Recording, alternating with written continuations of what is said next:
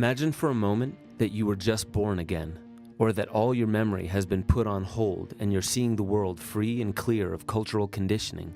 Imagine all the explanations for what this world is and why it is the way it appears have been erased. What is reality? Knowledge? The meaning of life? Big topics you might tackle figuratively, explaining existence as a journey down a road or across an ocean, a climb, a war, a book, a thread, a game, a window of opportunity, or an all too short-lived flicker of flame. Is the consensus world we typically operate from the more real one? These are the questions one starts asking when introduced to the world of psychedelica. The mind begins asking broader, deeper, and more timeless questions. And perhaps this is what makes them so difficult to properly name. Our perception works in pattern recognition, and this allows the world to become predictable so we can find a rhythm to operate within. These plants and their effect on the detection of new information from old patterns may be the direct cause of neurogenesis and neuroplasticity.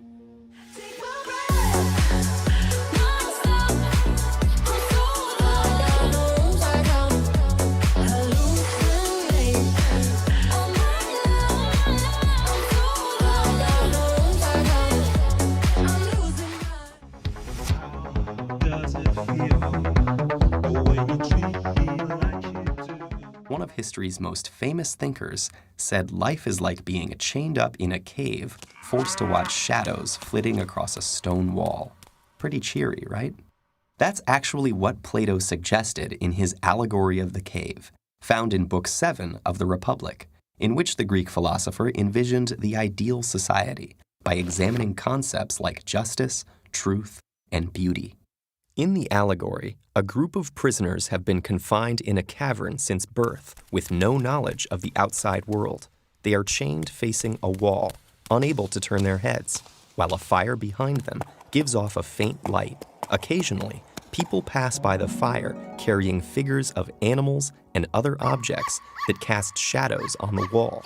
The prisoners name and classify these illusions, believing they're perceiving actual entities. Suddenly, one prisoner is freed and brought outside for the first time. The sunlight hurts his eyes, and he finds the new environment disorienting. When told that the things around him are real, while the shadows were mere reflections, he cannot believe it. The shadows appeared much clearer to him, but gradually his eyes adjust until he can look at reflections in the water, at objects directly, and finally at the sun, whose light is the ultimate source of everything he has seen. The prisoner returns to the cave to share his discovery, but he is no longer used to the darkness and has a hard time seeing the shadows on the wall. The other prisoners think the journey has made him stupid and blind and violently resist any attempts to free them. Plato introduces this passage as an analogy of what it's like to be a philosopher trying to educate the public. For decades, even long before the perpetual war against drugs was waged by the Reagan administration, psychedelic drugs like the DMT, ketamine, ecstasy, and perhaps the most popular of them all, LSD, have been stigmatized by society due to their supposed adverse effects on one's chromosomes, as well as several organs in the human body. Furthermore, their affiliation with the American counterculture of the 1960s also came as a death blow towards acceptance of these hallucinogenic drugs. Magic mushrooms, mushrooms, or shrooms? Psilocybin mushrooms actually refer to about 200 different species of mushrooms that grow all over the world. When eaten, psilocybin mushrooms cause a psychedelic effect that's experienced as hallucinations, euphoria, altered thinking, and changes in perception and mood. The compound in magic mushrooms that make them so magical is their namesake, psilocybin. Once ingested, the liver converts this compound into another called psilocin. Psilocin molecules are almost the exact same shape as serotonin. Jack Nicholson may have acid to thank for helping his Hollywood career take off. During the 1950s, the actor participated in LSD experiments conducted by Dr. Oscar Yanniger. These eye-opening experiences inspired him to write the screenplay for The Trip, which was an LSD-themed movie that became a cult hit and paved the way for his later success. I wish there was some hip way of telling you this, baby. But, you're one with and part of an ever-expanding, loving, joyful, glorious, and harmonious universe. A mathematical model captures a normal brain's activity. In contrast, brain under the influence of psilocybin reveals a dramatic increase in global communication. Thousands of new connections form, linking brain regions that don't normally talk to each other. With proper setting, and skill, these changes in the brain may likely be why psychedelics have been so effective in treating post-traumatic stress disorder, anxiety, and depression, where other treatments have failed.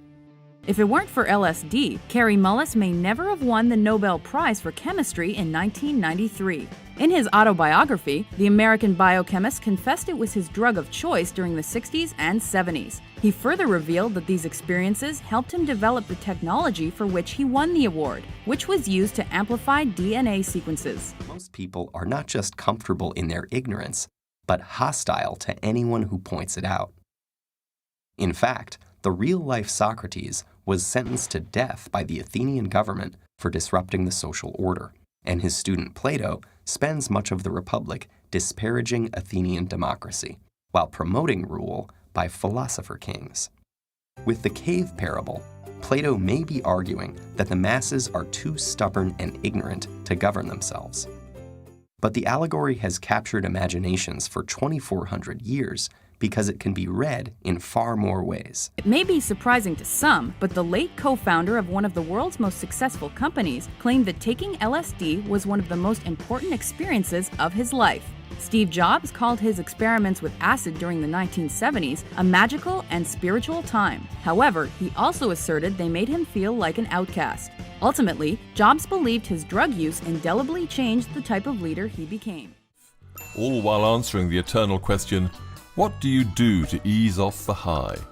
The recipe goes like this. You have to mix pine cones with pepper and honey in palm wine and drink the mixture you obtain. In which the Greek philosopher envisioned the ideal society by examining concepts like justice, truth, and beauty.